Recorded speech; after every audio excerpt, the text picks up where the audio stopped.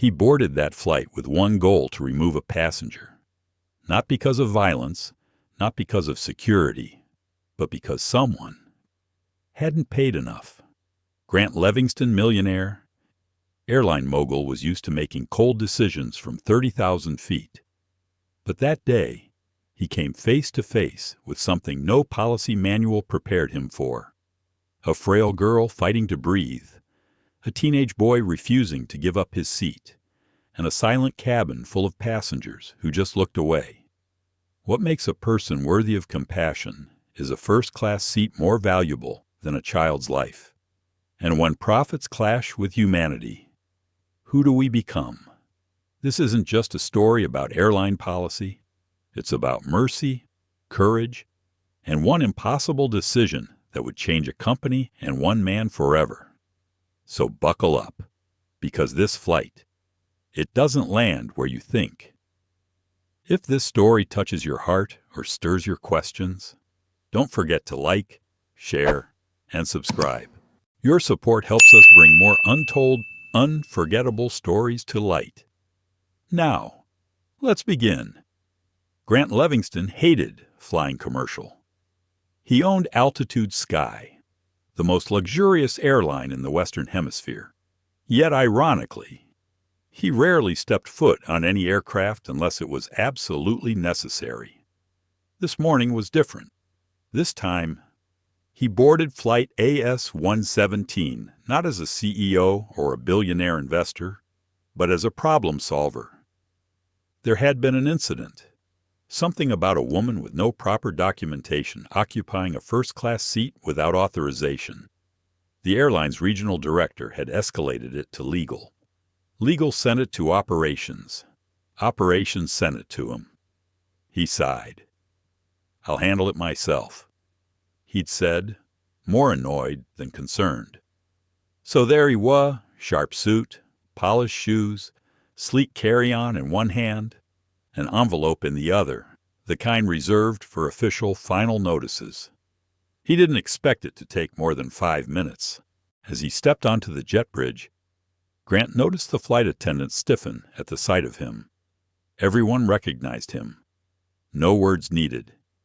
His reputation entered the cabin before he did. When he passed the curtain into first class, he paused. Something was off. The spacious section, with its leather recliners and gold-trimmed lighting, was eerily quiet. Too quiet. Only one seat was occupied. 1A, and there, curled beneath a fleece blanket provided for elite guests, lay a woman who looked out of place. Her skin pale, her lips dry. An oxygen tank rested beside her legs, taped in places with worn medical tape. But that wasn't what stopped him. No, it was the boy sitting on the floor. He was small, maybe 6, maybe younger. His hair was messy, sticking up like a question mark. His shoes didn't match. But he wasn't crying. He was picking up something. Crumbs, tiny bits of cookie and bread, one by one, his small fingers sweeping the carpet with the care of a ritual. He had a napkin in one hand, a crumpled paper towel in the other. Grant stood silently, watching. "She doesn't like mess," the boy said suddenly, not even looking up. Grant blinked. The child's voice was soft, but clear, measured. "My mom gets dizzy when it's dirty, so I clean it before she wakes up." Grant opened his mouth to speak, but realized he didn't know what to say. This wasn't in the script. This wasn't just about removing a stowaway from first class. This was different. He stepped closer, the weight of the gold-sealed envelope still firm in his grip. It was supposed to be simple serve notice, make it official, and let airport security handle the rest. But suddenly, the silence in the cabin felt heavier than any corporate boardroom. The boy finally looked up. Big, dark eyes. Still, unflinching, but not afraid. Grant had seen thousands of faces beg, negotiate, panic, But never a gaze like this, not pleading, not trusting, just observing, like the child was measuring his soul. "Are you the man with the wings?" the boy asked, pointing to Grant's lapel. Grant followed his finger. His altitude sky pinned the golden emblem in the shapes of soaring wings. He nodded slowly. "I saw you in my dream," the boy added. "But you were crying." And for the first time in over a decade, Grant Livingston didn't know whether to laugh, curse, or cry, because he hadn't cried since the day his daughter died. Not even when his wife left. Not even when he signed the final adoption revocation papers with trembling hands. Yet here he was, standing in front of a sick woman and a child with mismatched shoes, holding an envelope meant to evict them from their seat in the sky. And he felt something cracking inside. Not guilt, worse, memory. Grant Livingston wasn't a man who let the past catch up. He had buried it, efficiently and ruthlessly, the way billionaires bury everything that hurts. But now, 30,000 feet above the ground, with the steady hum of jet engines surrounding him, the words of a child had cracked open a door he had welded shut. "I saw you in my dream." You were crying. He didn't believe in dreams, didn't believe in signs, didn't believe in much of anything that didn't show up on a spreadsheet. That used to make sense, especially after Sophie died. His daughter, 8 years old, blonde curls and an obsession with clouds. She used to trace them on the window with her finger, naming them like friends. She loved flying, used to say planes were how angels travel without getting their wings dirty. Grant remembered the last time they spoke. She was packing a small red backpack for her first school field trip, a flight to deep sea with her classmates. He told her not to worry, he'd have a private car waiting at the other end. She giggled and said, "That's silly." "Daddy, clouds don't need cars." But clouds crash too. The aircraft suffered a mechanical failure. Not his company's plane, not under his brand, but the report had been buried, redacted, washed through 3 governments and 4 legal teams. Sophie never came back. Grant never forgave the sky, or himself. That day, he stopped believing in softness, stopped believing in comfort, in children. He couldn't look at playgrounds. He couldn't walk through a toy aisle. He had whole airport terminals redesigned to remove children's murals from waiting areas. It wasn't spite. It was survival. Grief.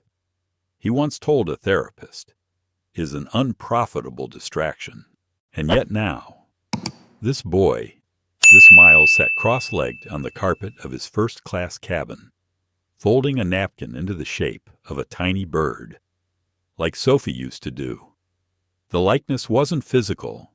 It was energy, an almost unbearable gentleness.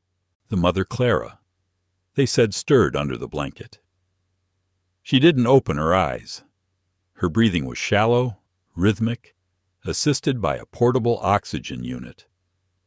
Miles noticed her chest rise unevenly. He gently stood and placed the paper bird on her tray table, then turned back to Grant and said plainly, "She needs to sleep where it's quiet. The back of the plane smells like feet." The sentence was absurd, and yet it explained everything. No documents, no upgrade, no authorization. But it wasn't fraud. It was desperation. "This is first class," Grant finally said quietly. "People pay thousands for this seat." Miles looked confused. "We didn't take it. The nice lady said there were empty chairs, so we just sat. You're not supposed to be here. She'll move when she wakes up, but if we go back now, she might fall again."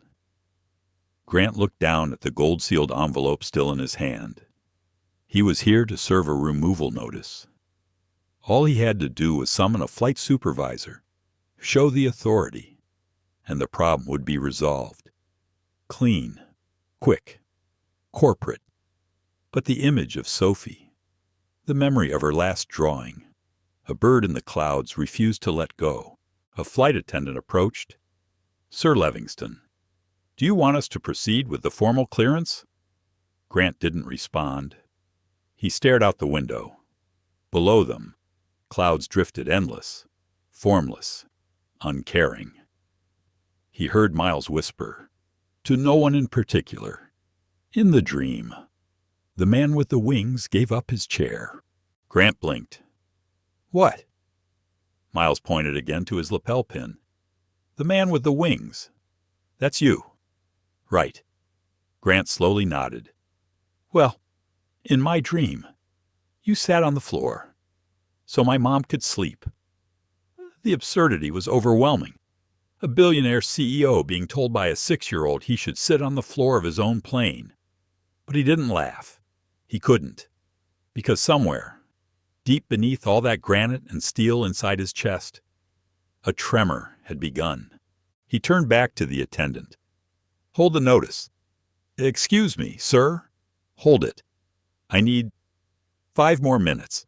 As the attendant walked away, confused, Grant exhaled. His grip loosened on the envelope. Not gone, not thrown away, but not delivered. Yet. And that was new. The envelope was still there, pressed beneath Grant's palm like it weighed 1,000 pounds. He hadn't signed it. Not yet. And somehow, that tiny hesitation made him feel like he was standing at the edge of a cliff, barefoot, looking down. Miles returned to his quiet cleaning, humming softly, a strange tune, low, melancholic, old-fashioned like something from a black-and-white film no one watched anymore. Grant sat down in the empty seat across the aisle. He didn't speak at first. He just watched. The boy wiped the armrest of his mother's chair with a napkin, careful and slow, like it was holy. "Where did you learn to do that?" Grant finally asked. Miles didn't stop cleaning. "Hotels. Mostly." "You've lived in hotels." The boy nodded. "Until they ask us to leave. Then Mom says we take a vacation somewhere new." "I think we've had 12 vacations this year." He smiled like it was normal. Grant didn't smile back. He couldn't. "Why are you on this flight? Because Mom said the sky helps her breathe? The hospital air makes her worse. But the sky feels clean." Grant leaned back. He felt like he was unraveling, piece by piece. "And how did you get in first class?"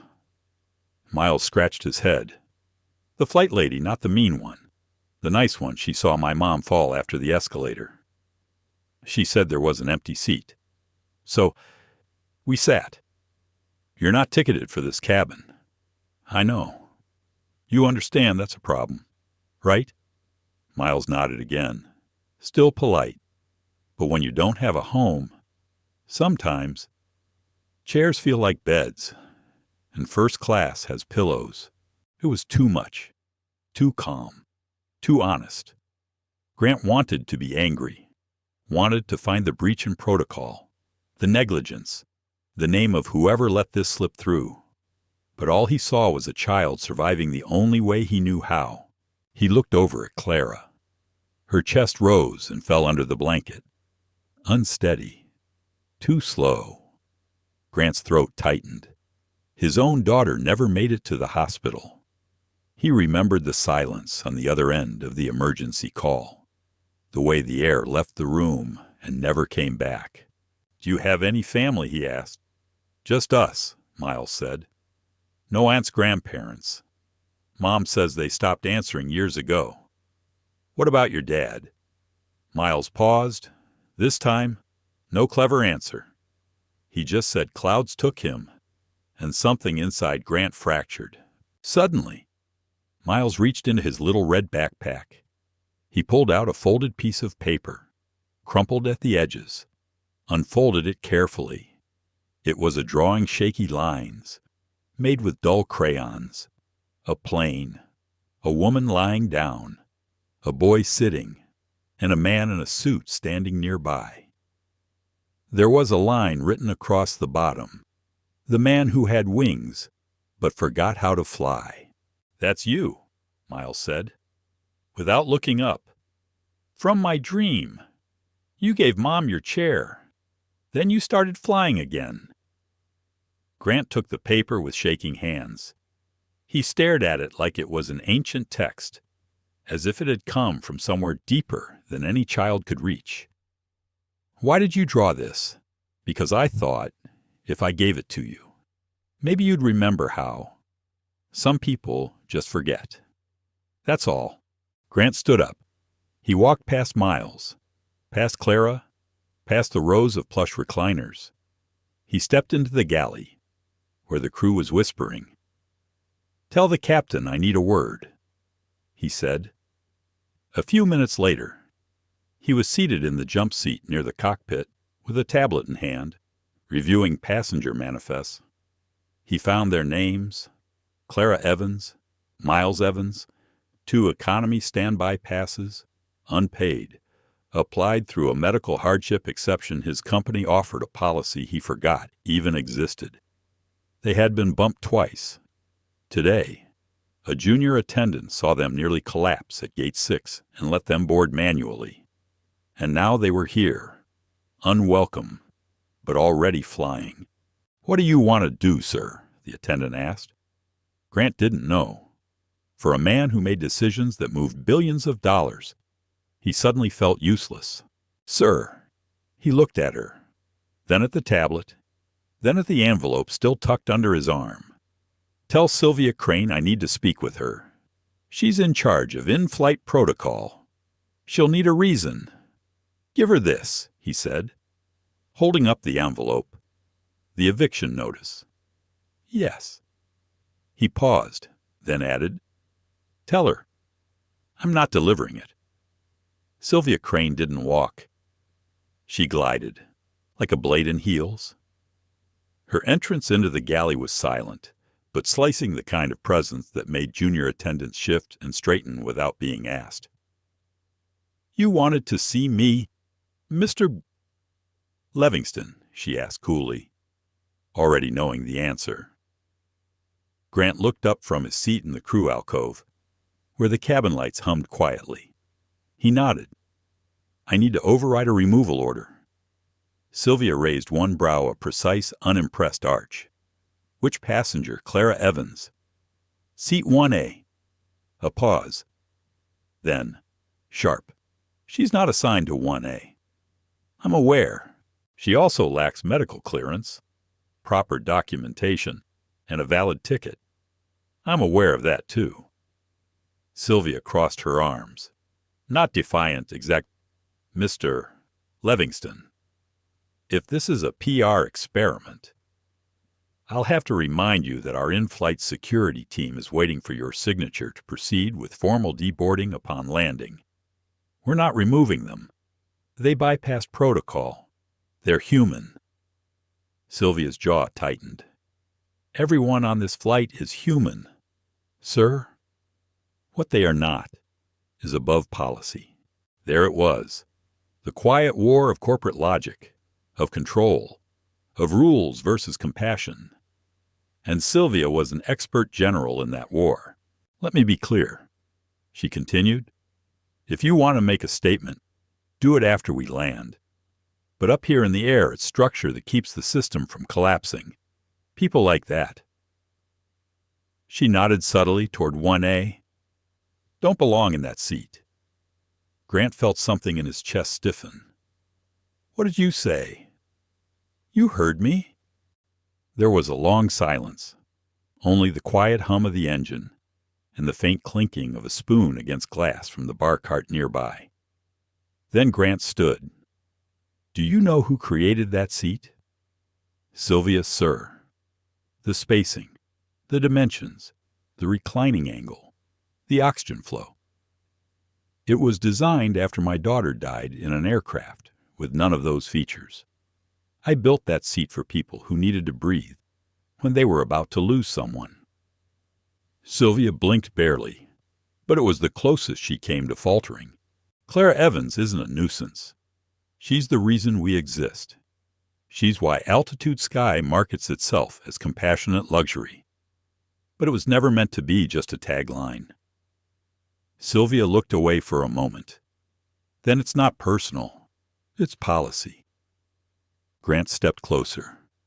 Then the policy needs to bleed a little. He walked past her before she could respond. Back to seat 1A. Miles was awake, tracing his finger in small circles on the window again. His mother hadn't stirred. Grant knelt beside him. "You okay?" Miles nodded. Then looked up. "Is the mean lady gone?" "Not gone," Grant said with a half smile. "But she's quieter now. Mom says people like that are just scared." Scared of what? Miles shrugged. "Maybe the sky. Maybe being wrong." Grant looked at Clara. Her face was drawn, her lips dry. The oxygen mask shifted with each uneven breath. He pulled out his phone and texted his personal physician, requesting immediate availability on landing. Then he turned to Miles. "We're going to get her help." "Okay." Miles looked unsure. "Does help mean being taken away again?" That hit deeper than any line of budget, any loss in stock value, any boardroom betrayal. "No," Grant said. "This time, help means someone stays." The boy didn't respond right away. Then he reached into his red backpack and pulled out a rubber band. He wrapped it carefully around his wrist, then took it off and held it out. "For you." "What's this?" "In case you forget to stay." The weight of that tiny rubber band plastic stretched, faded, settled into Grant's palm like an oath. He didn't say anything. He just nodded, then slid it on. The turbulence hit without warning. A sharp dip, not enough to frighten, but enough to remind everyone they were 35,000 feet in the air, suspended between gravity and faith. Clara stirred. Her eyes fluttered open, unfocused.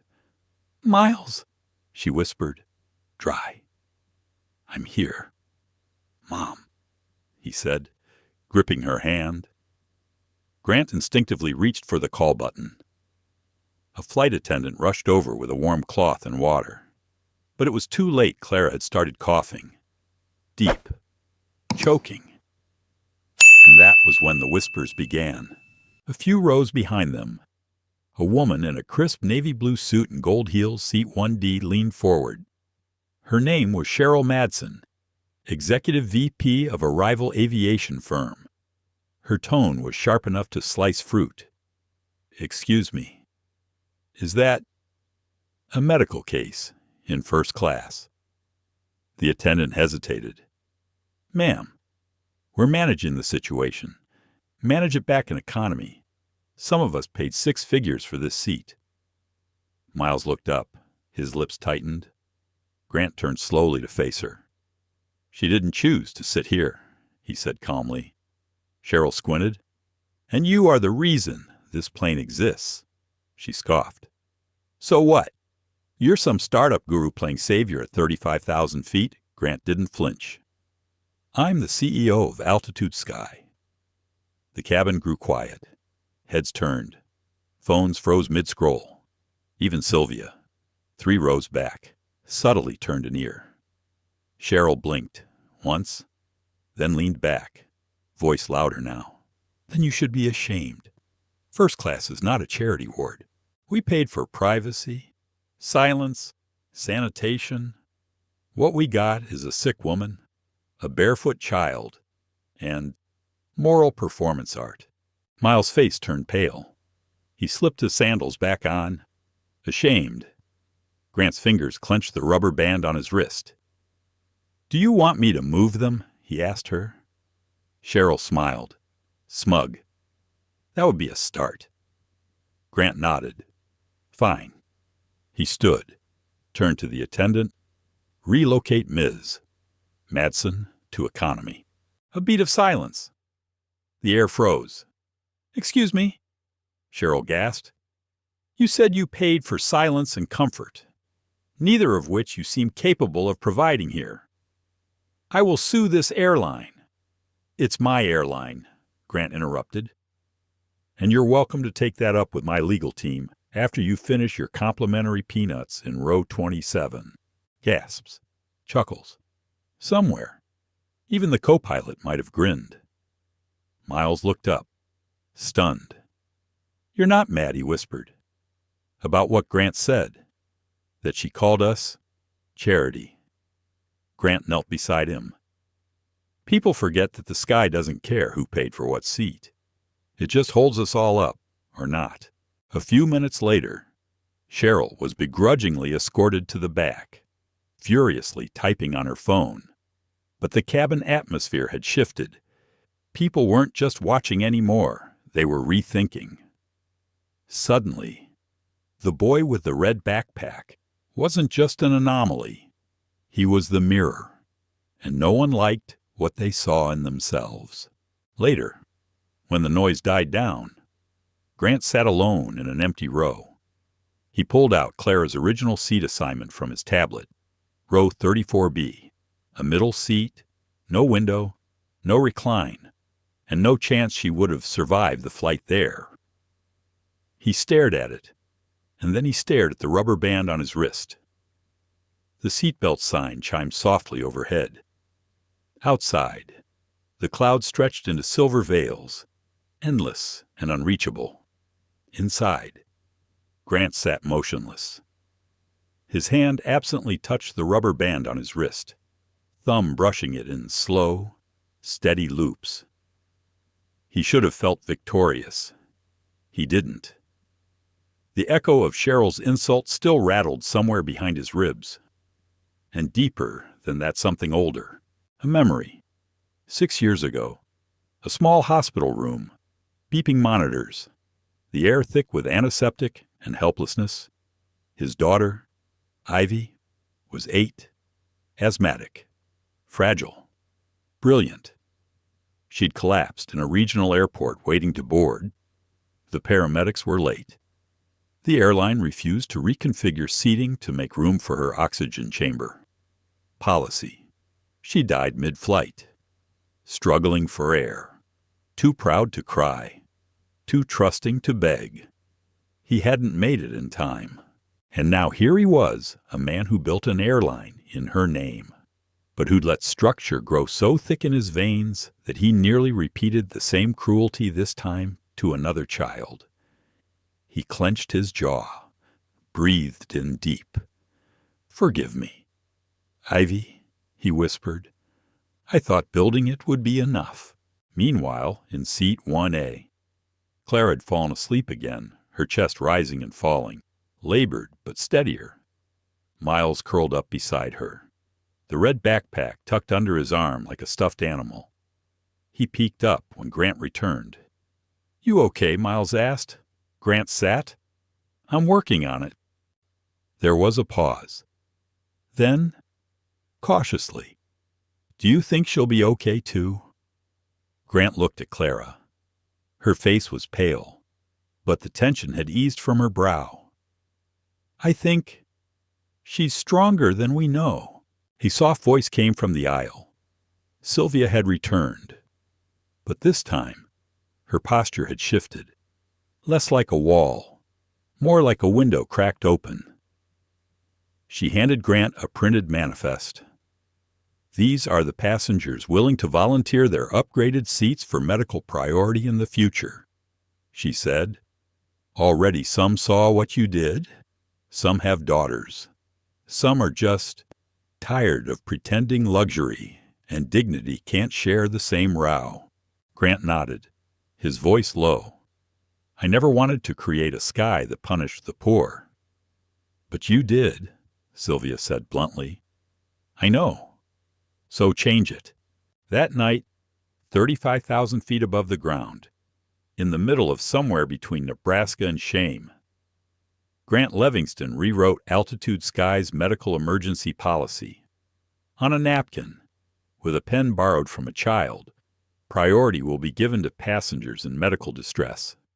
regardless of class or cost, at the discretion of the highest-ranking officer on board. Empathy will be treated as infrastructure, and children will always have windows. He folded the napkin, signed it, then handed it to Sylvia. Start from here. She took it, no words, just a nod. For the first time in her long, seasoned flight career, she saluted. Over the next few hours, the plane grew quiet. Clara's breathing eased. Miles finally dozed off with his head against her shoulder. And Grant, he stayed awake.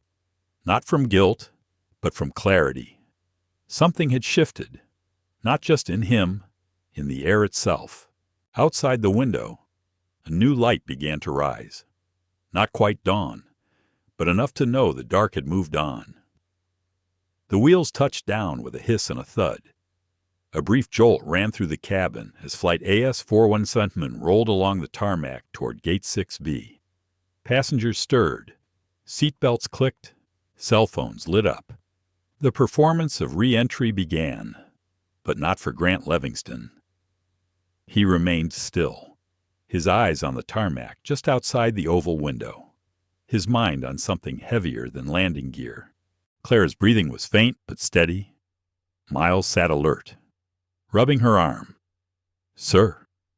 Sylvia approached gently. "We've contacted paramedics. They'll be waiting at the jet bridge." Grant nodded. "Keep her seated until they arrive. Already arranged." She glanced at the boy. "He stayed awake the whole night." "I know," Grant replied. "Some burdens don't let you sleep." Outside, the gate swelled with motion. 2 paramedics with red emergency packs jogged up the ramp. Behind them, 3 suited men in Altitude Sky executive badges waited. Grant spotted them. Derek Caldwell, CFO, Beatrice Nguyen, Chief Legal, and Maxon Hale, the PR head who had once said in a board meeting, "Emotions are liabilities." The door opened. Cool airport air flooded in. Paramedics reached Clara first, swift but gentle. They asked her name, checked her vitals, nodded to each other, and gave a thumbs up. "She'll make it," one said, "but she needs rest and real care." "She'll get it," Grant replied. Then came the executives. Maxon stepped forward, teeth too white, voice too bright. "Grant, hell of a show last night. Twitter's ablaze. You've gone viral for, what did someone call it? The airborne Robin Hood moment."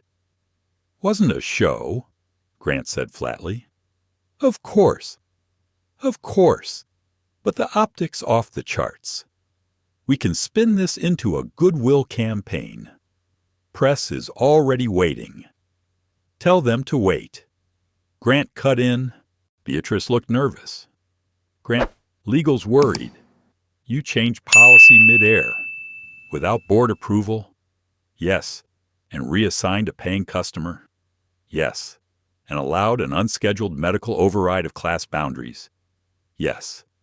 "They're saying it sets a precedent." "Good." "Let it," Caldwell stepped in. "With respect, sir, this could cost us."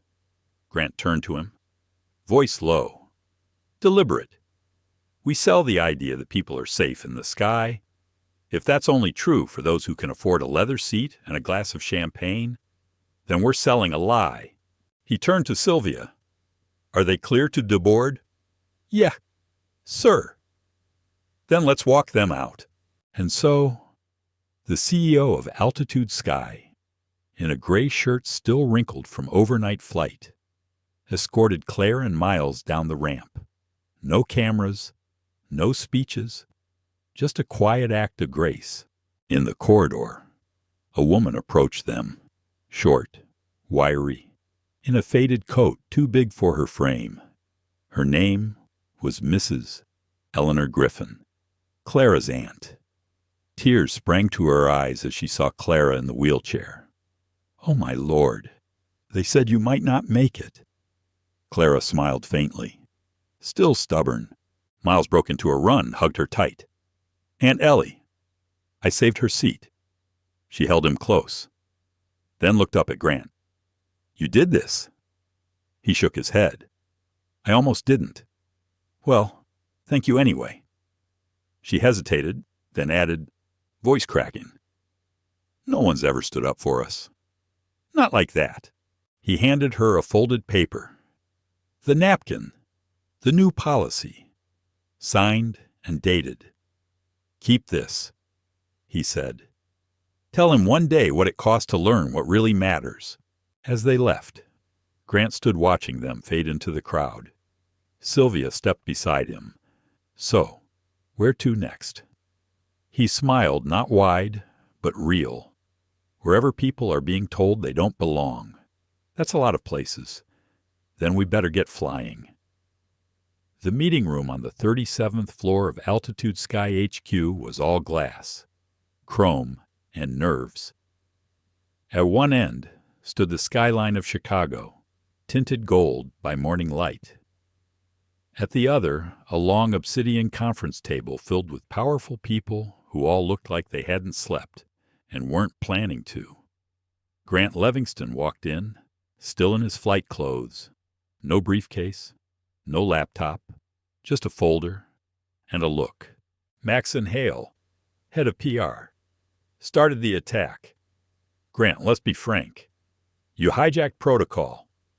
You gave the press a field day, and you made us look unstable. I made us look human." Grant replied. Beatrice Nguyen, chief legal counsel, chimed in, her tone tight. "We fielded 37 inquiries this morning. Investors are watching. Precedent matters. So does purpose," Grant said calmly. "You think I don't know the cost? You think I haven't built this company spreadsheet by spreadsheet, from the tarmac up?" He tapped the table with one finger. "But if we can't make room for a dying child without needing a marketing campaign to justify it, then we're not in aviation. We're in theater." Derek Caldwell, CFO, looked tired. His voice was quieter. "We're not heartless, Grant. We just don't run on heart. We run on margins. You know that." Grant opened his folder. Inside, passenger complaints, viral tweets, news articles, but also letters from passengers, from staff, from EMTs who praised the decision to prioritize life over leather. He passed them around. "These aren't liabilities. They're proof we're worth flying with." There was a pause. Then Maxon spoke again, this time with steel. "We want your resignation." The room froze. Grant's jaw tensed. "You want me out? For saving a life?" "No, for risking the brand," Maxon said. "That brand has my daughter's name in its origin charter. Ivy Air, that's what I was going to call it." He leaned forward. "I built this airline after she died mid-flight, because a policy said her oxygen tank was an inconvenience. And I swore no one else would be treated like a number in the sky again." Silence. Tight. Bitter. Heavy. Then, from the far end of the table, a voice broke through. Sylvia Marlowe. She had never attended board meetings before. Today, she walked in wearing her flight uniform, badge pinned neatly, eyes blazing. "You want to talk about brand risk? Let's talk about what passengers see." She pulled out a phone, played a voicemail. "Thank you to that pilot, that old man in 3C, that flight attendant who brought my daughter water when she couldn't breathe, because no one ever did that for me. Thank you for making me believe airlines aren't just for people who can afford to be treated like people." Sylvia looked up. "You want to fire him? Fine. But know this, you'll lose me, and half your senior flight team. We're done enforcing cruelty behind smiles." The room shifted. Something cracked, like a storm window opening. Beatrice glanced sideways. Caldwell scratched his beard. Even Maxon suddenly looked unsure. Then Grant stood. "This isn't about me. Keep me or don't, but the policy stays. Compassion isn't a PR stunt. It's our fuel." He paused. "And if you still don't get it, then maybe the skies are safer without you." He turned, walked toward the door, and just before leaving, looked over his shoulder. "Decide who you want to be. Altitude sky, gatekeepers or guardians." Then he was gone. Later that evening, a memo leaked online, effective immediately. Altitude Sky Airlines is instituting the Clara Protocol Medical Emergencies Override Class distinctions. Passengers with life-threatening conditions will receive immediate aid, regardless of seat location, fare paid, or status. Dignity will not be a privilege. It will be a right, in every seat, every time. 2 months later, Flight AS-990 cruised at 38,000 feet. The sun broke through thin layers of cloud, casting a warm gold over rows of passengers. The cabin hummed softly with the rhythm of life in motion. Seatbelt clicks, page turns, overhead announcements. At the front of the aircraft, a new attendant stood before the intercom. Her hands trembled slightly, but her voice was clear. "Ladies and gentlemen, if I may have your attention." Her name was Serena, a recent recruit to Altitude Sky, and today she had been asked to read something. Something left behind by a man who hadn't boarded a flight since that day in March. "I've been asked to read a letter," Serena continued, "written by Mr. Grant Livingston, former CEO of this airline. He wanted it shared on this route, because this was the path of the flight that changed everything." She unfolded the paper. Passengers looked up. Some already recognized the name. "To those traveling today, I once believed I understood what it meant to build something that lasts a business, a brand, a legacy. But on a flight not so long ago, I met a boy who refused to surrender his seat, and a girl whose lungs were failing while the world pretended not to see. They reminded me that lasting things aren't built in boardrooms. They're built in acts of mercy. And so, if you are sitting in 3A or 14B or 32F today, know this: you belong here. Not because you paid, not because you earn miles, but because you're human. The sky is not reserved for the powerful. It is held up by grace. Fly well, love deeply, and if ever given the choice, let someone else have the window seat." Grant. The cabin was silent. Then a woman in row 18 wiped her eyes. A man in 40 nodded slowly. A young boy asked his father what mercy meant. And somewhere in the clouds, something lifted. Clara was recovering. Not miraculously, but steadily. Her lungs had responded to treatment. Her laughter came back first, then her appetite, then her quiet hum at bedtime. Miles still kept the boarding pass in his backpack, folded twice, a little torn at the corner. He called it the ticket that saved her. Mrs. Eleanor Griffin. Aunt Ellie had been offered a new home through the airline's Community Partner Foundation. She refused the handout, but she accepted the job. Now she managed cabin crew wellness and made sure no voice, no cough, no quiet cry in row 30 ever went unheard again. As for Grant Livingston, he stepped down quietly, donating his shares to a foundation supporting equitable air access. He never flew again, not because he feared the sky, but because he'd already found what he was looking for in it. A young woman sat at a gate. She wore a light scarf over her neck, a novel in her lap. A boarding call echoed final call for Clara Griffin, Flight AS-880 to San Diego. She smiled, closed the book, and rose. She walked toward the jet bridge strong, steady, alive. As she stepped on board, she paused, looked back once at the window, and whispered, "Thank you." Sometimes it takes 30,000 feet of distance to finally see what's right in front of us. A little girl gasping for breath. a teenage boy standing taller than most adults ever will, and a man who had everything except perspective until one flight changed his entire life. This wasn't just about policy or seating charts. It was about who matters and who gets overlooked. And maybe, just maybe, it reminded us all. Every life, no matter the seat number, deserves dignity. Because the most dangerous turbulence isn't in the sky. It's in the silent moments when injustice is allowed to pass unchecked. So the next time someone is treated as less than, will we look away or will we speak up? If this story moved you even just a little, please like, share, and subscribe. Your support keeps these powerful stories alive and brings more truth to light. Until next time, stay kind, stay bold, and never forget the sky belongs to all of us.